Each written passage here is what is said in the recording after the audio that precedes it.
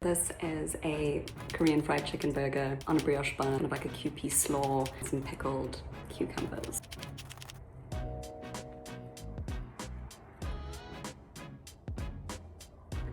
I was gonna say that it's not actually worth it to make your own brioche, but it really is. This bun is spectacular.